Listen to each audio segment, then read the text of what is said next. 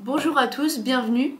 Bonjour. Maxime, comment allez-vous? Super. Alors aujourd'hui on se retrouve pour un nouveau format type interview, donc questions-réponses, et aujourd'hui on va aborder ChatGPT. Comment ChatGPT peut-il aider mon entreprise à améliorer sa relation client? Alors on peut l'utiliser de différentes manières, sans forcément être obligé d'avoir une installation très compliquée. Déjà ça peut vous aider à répondre, à faire une foire aux questions et à répondre aux questions des gens, à anticiper certaines réponses. Vous êtes un peu dans la tête dans le guidon et donc vous vous dites je sais pas trop ce que les clients vont nous poser comme question. Ou alors vous avez une nouvelle personne qui arrive dans l'entreprise et en fait vous avez des habitudes et vous n'allez pas réussir à lui dire exactement tiens il faut penser à ça et ça et ça. Et en fait, ChatGPT peut déjà vous dégrossir tout ça. Donc ça, c'est intéressant.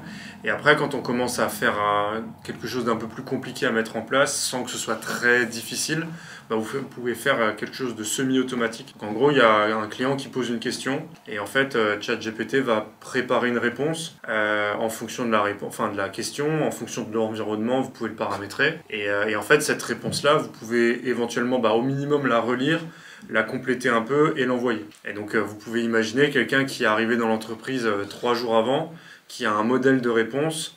Là il se dit il a un peu de bon sens, il va voir que la réponse elle est cohérente. Il y aura peut-être quelques détails où il veut vérifier. Et puis il demande à son supérieur et hop il envoie. Et après vous pouvez tout automatiser si vous avez vraiment un système qui est vraiment bien testé et qui a déjà répondu à plein de questions, que vous avez vérifié plein de fois.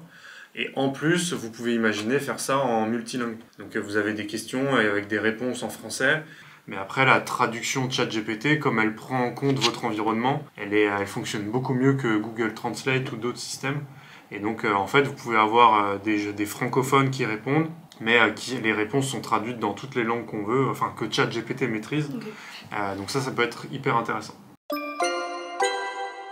Et est-ce qu'on peut personnaliser les questions avec ChatGPT en fonction de nos secteurs d'activité s'ils sont différents? Ouais, en fait, vous avez un modèle de base, les LLM, ça s'appelle, donc ChatGPT, Mistral AI et tout ça. Et donc ça permet au modèle de savoir répondre dans une langue et de connaître, c'est un peu comme de la culture générale. Et après, vous allez pouvoir lui donner, dans un premier temps, si vous utilisez ChatGPT de façon assez basique, un prompt de base. Donc vous lui donnez votre environnement en lui disant voilà, telle personne, j'ai tel degré de diplôme, j'utilise ChatGPT pour faire ci ou ça, mon entreprise elle fait ce genre de service, j'ai besoin que tu me répondes de cette manière-là, je vais utiliser ChatGPT pour répondre à des clients ou ce genre de choses. Et après vous pouvez encore le personnaliser en lui disant pour ce type de questions-là, donc ça s'appelle les GPTs, on va lui donner des informations en plus. Donc par exemple, vous pouvez prendre des tableaux Excel, des tableaux, des Google Docs ou des documents Word qui va lui donner encore plus d'informations. Nous par exemple on prend les conditions générales de vente d'une entreprise ou d'un site internet, comme ça vous connaissez les délais de rétractation, ce genre de choses. Vous pouvez lui donner aussi tous les rapports que vous avez fait les années précédentes pour avoir les stats, les bonnes pratiques, etc.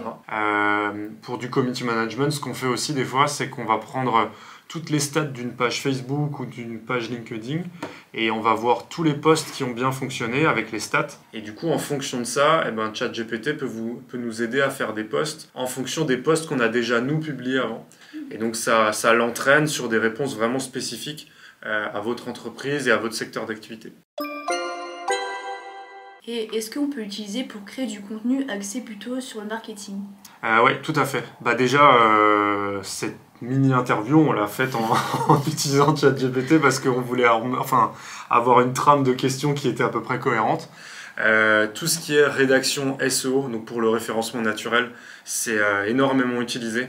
Pas forcément toujours très bien, puisqu'on va utiliser ChatGPT pour générer du texte optimisé SEO, on le met sur notre site, donc théoriquement ça va améliorer le référencement du site. Et en fait ça, Google le détecte quand même de plus en plus. Il faut vraiment apporter une touche humaine et modifier ce que ChatGPT vous sort par défaut, parce que Google le détecte beaucoup, Bing un peu moins. Après vous pouvez aussi utiliser ChatGPT pour générer des scripts de vidéos, des idées de scripts de pub. Pour faire des newsletters, ça marche très bien aussi. Les accroches pour les objets d'une newsletter, c'est souvent fait en dernière minute. En fait, des fois, on se concentre sur la newsletter, on essaie de faire la belle image, le bon texte et tout ça. Et puis, au fait, on met quoi comme objet? Et on le fait un peu au dernier moment, alors que c'est ce qui ce qui apporte le plus de taux d'ouverture. Sauf qu'un objet, à part écrire newsletter janvier 2025 ou alors bonne année ou alors carte cadeau, promo, je sais pas quoi, des fois on est un peu à court d'idées. ChatGPT, ça permet d'avoir des bonnes idées pour ce genre de choses. Et c'est vraiment comme un assistant ou une autre personne qui va donner des idées. ChatGPT pour une réunion marketing, vous le prenez avec vous, avec vous. Vous faites comme c'est un brainstorming et en fait ChatGPT il participe au brainstorming en donnant des idées. Elles sont pas toujours très bonnes, mais elles participent à ça.